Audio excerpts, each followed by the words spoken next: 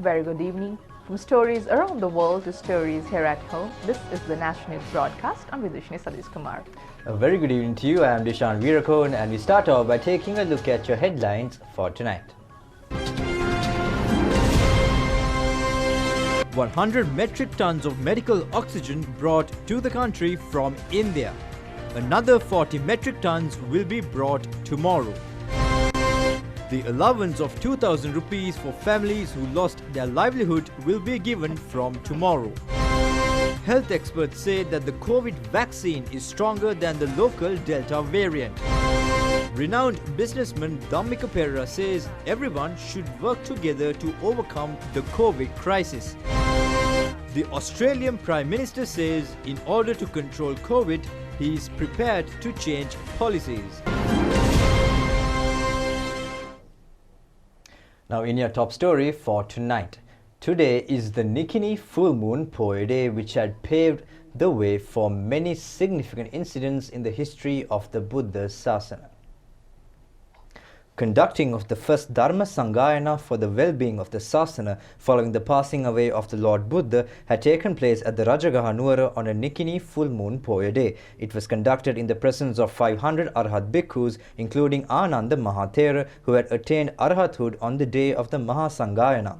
According to the Sasana history, on this occasion, Ananda Mahathera had delivered the Noble Dhamma and Upali Mahathera the Code of Discipline. It was also on a Nikini full moon Poya Day that the performance of the Vas Vinaya Karma on bhikkhus who had not attained the performance prior to this date takes place. The Nikini Poya Day is also known as the Dharamiti Poya, symbolizing a cultural feature of the Sinhala Buddhists. In the ancient past, Buddhists had protected the Udamaluwa of the Sri Mahabodhi from adversaries and wild beasts by blazing fires and keeping awake. The 213th Dhamma sermon of the series of Amadamsi Sirasa Dhamma sermons was held at the temple trees this morning. The sermon was delivered by Deputy Registrar of the Sri Lanka Swejin chapter, Venerable Dr. Kukulpane Suddasithera of Pokunuvita Sri Vinaya Lanka Rama Temple. A limited group of people, including Prime Minister's wife Shiranti Wickramasinghe, was present to listen to the Dhamma sermon, which was conducted according to health guidelines.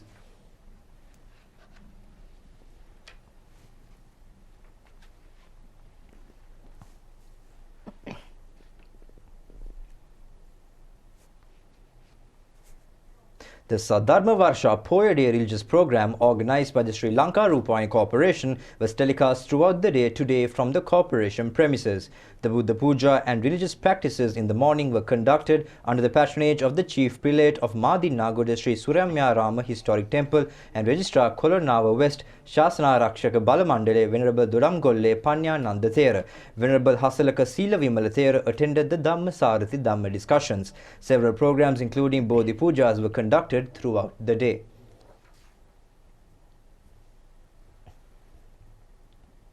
Now on to a Corona local story.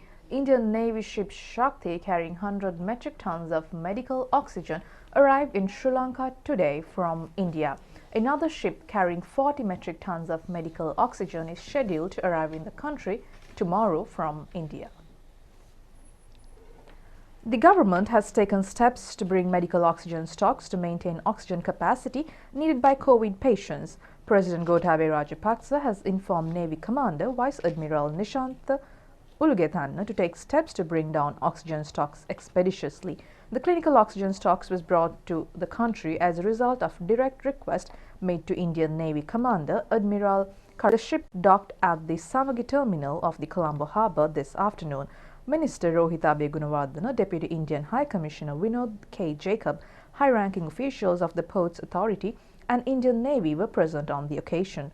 Sri Lankan Navy ship Shakti is scheduled to arrive in the country in the morning.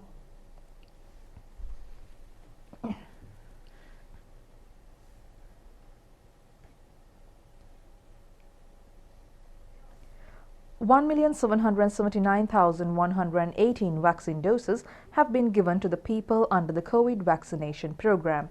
1,260,452 vaccine doses have been given to the people during last 7 days. 120,449 vaccine doses have been given yesterday. 3,110 COVID patients were found from the country today. COVID Control Committee of the Gampaha district met yesterday over Zoom under the patronage of Minister Prasanna Ranatunga.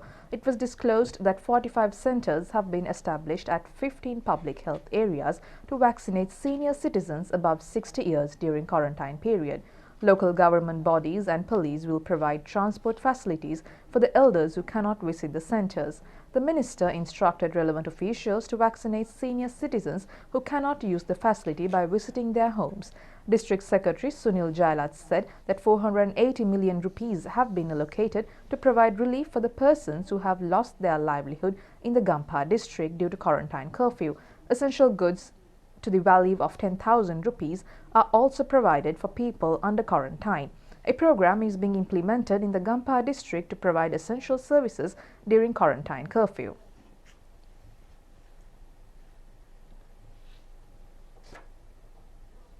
Operations are continuing to nab individuals who violate quarantine curfew. Police have set up roadblocks at each district. Agriculture, garment and construction industries, export industries, pharmacies and essential services can be maintained during this period. Police have arrested 452 for violating quarantine regulations during the 24 hours ended at 6 a.m. today. 56,294 have been arrested so far in connection with the offence. Government has decided to provide an allowance of 2,000 rupees for the families who lost their livelihood due to quarantine curfew. The Presidential Task Force for Economic Revival and Poverty Elimination says the allowance will be paid only for the families who have lost their livelihood and not receiving any allowance from the government. Necessary funds have been given to district secretaries by the Treasury. Minister Chamal Rajapaksa said that district and divisional secretaries have made necessary arrangements in this connection.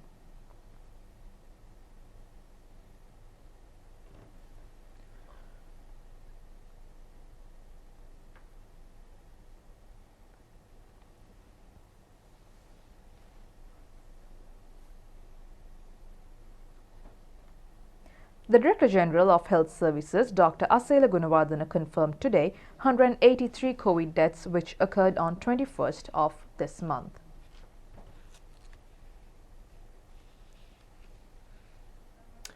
Now, the Director of Maternal and Child Health of the Family Health Bureau, Dr. Chitramani De Silva, says that vaccination is one of the viable solutions to safeguard pregnant mothers from the COVID-19 outbreak. She said that a vaccination drive will commence on August 24th to expedite the inoculation program for pregnant mothers in the country.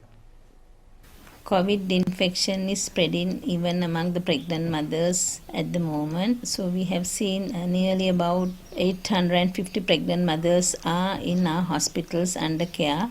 And also in addition, we have some percentage of mothers who are being treated at home as well. There are about 27 mothers have died because of the COVID infection. So therefore, it's not the magnitude of the problem is getting worse. So therefore, we have to protect our pregnant mothers with all the means. So one strategy is to vaccinate the pregnant mothers against COVID-19 infection.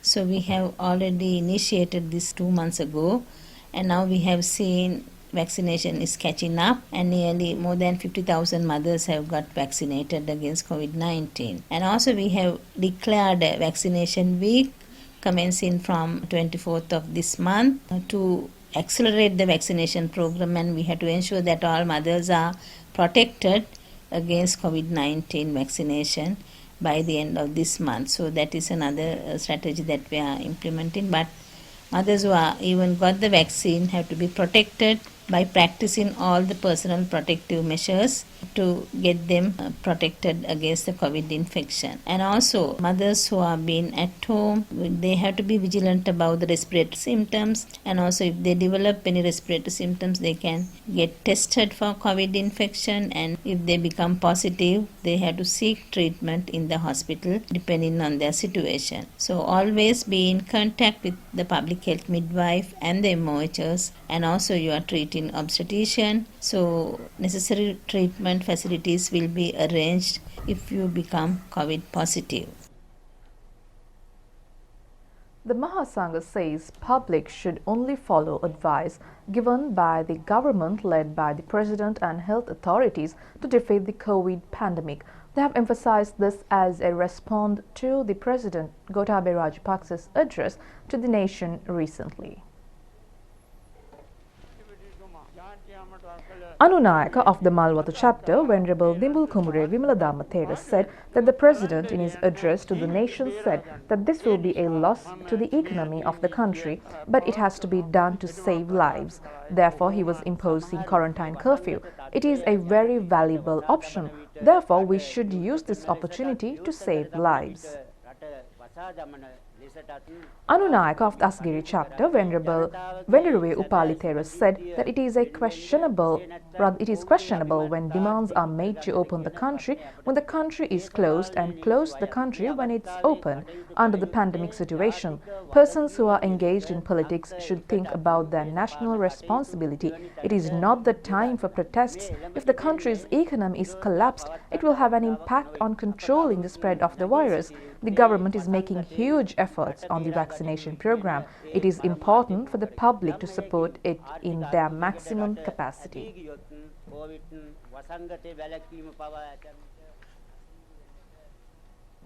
In more stories, renowned businessman Damika Pereira says that everyone should work together irrespective of party differences to rebuild the country amidst the pandemic. He mentioned this while taking part in a program of national television last night. Mr. Damika Pereira said that the problem about dollars is not easy. There is no tourism, foreign direct investments and foreign remittances. Those people work amidst the global pandemic and send money. What is remaining in the country is exports. There is more possibility to get into trouble if that was also closed. It has to be decided whether the country is managed by working together by all sectors, making sacrifices, or else to get destroyed. He requested that everyone should protect themselves and support without considering loss and profits. Where the country is facing difficulties, everyone should take one path and should not work separately and act without being separated on political lines.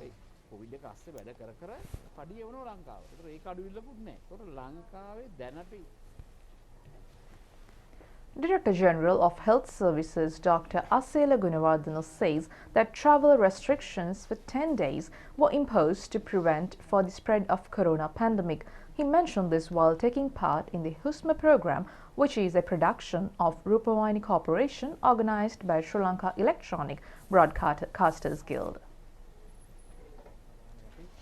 Director General of Health Services Dr. Asela Gunawardena said that the number of patients should be reduced. If it exceeds the capacity of hospitals will not be sufficient and it will become unbearable for the staff. If the health staff becomes ill, the patients will be affected. It was decided to impose strict travel restrictions by considering those factors. The vaccination program will continue and it has been expedited. All television and radio channels telecast and broadcast live this program today. Media Minister Dallas Alaperuma has thanked Sri Lanka Electronic Broadcasters Guild in this connection. Minister Dallas Alaperuma has requested the Guild to accept his thanks as the Media Minister and as a colleague for ensuring the health of the country through a people-friendly media effort. The letter sent by the Minister to the Guild has said that the victory against COVID-19 by Sri Lanka will be marked by their knowledge and virtues. He has expressed hope that the breadth added to the nation by all television and radio channels today by exceeding state or private limitations to gather essential physical resources at this decisive moment against COVID would echo around the globe. Now, foreign tourists who have arrived in the country for surfing in the Arugambe Sea have praised the government, led by the President, for permitting them to engage in the sport under quarantine regulations. They are scheduled to stay in the country for 1 month. Tourists worldwide arrive during this time each year for surfing in the Arugambe Sea. They were facing difficulties due to imposing quarantine regulations. Hotel owners and tourists expressed their views on permitting them to engage in the sport with the intervention of the government led by the President.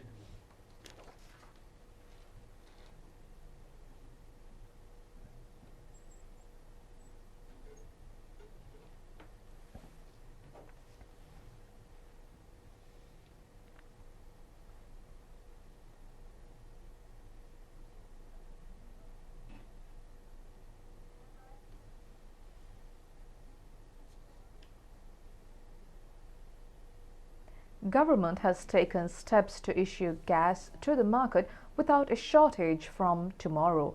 Litro and Love gas companies have assured to issue gas stocks to the market without a shortage. State Minister Lasantha Alagiyawanna and Chairman of Consumer Affairs Authority made an inspection tour of storage facilities of the two companies yesterday. They looked into the number of gas cylinders stored at the facilities. Love Gas Company has commenced issuing gas stocks to the market under few prices.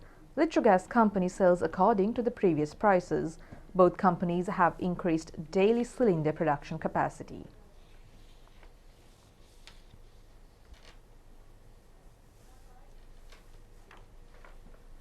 The final Randoli Perahara of the Candy Asala Perahara Festival paraded the streets on Sunday, and it commenced at the auspicious time of 6:44 p.m. The Tusker Nadungamuya Raja carried the sacred casket of the final Randoli Perahara. Indiraja Tusker of the Sri Dalada Maligava and Vasana Tusker of the Ruhunu Maha Kataragama Devalaya were accompanying him. The procession moved along Dalada Vidya, Yatinura Vidya, Kande Vidya, DS Senanayaka Vidya and returned to Sri Dalada Maligava to Raja Vidya. After the water cutting ceremony on Monday morning, the President will be handed over the scroll stating that the procession was concluded successfully. Diyavadana Nilame Nilanga Dayala will hand over the scroll to the President. The procession was conducted without the participation of the public due to the COVID pandemic. Well, that's a wrap of tonight's primetime news bulletin here at Rupavahini ChannelEye, and until we meet again next time, do take care, stay safe and good night. Good night.